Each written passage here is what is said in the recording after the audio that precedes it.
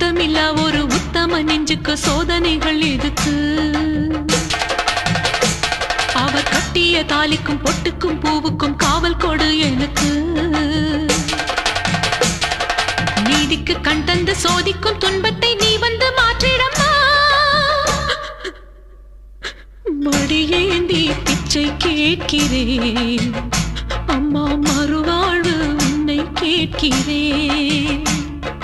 மடியேந்தி பிச்சை கேட்கிறேன் அம்மா, மறுவாழ்வு உன்னை கேட்கிறேன். ஒரு தாலி வரம் கேட்டு வந்தேன் தாயம்மா, கண் திறந்து பாரம்மா, வேறு துணை யாரம்மா?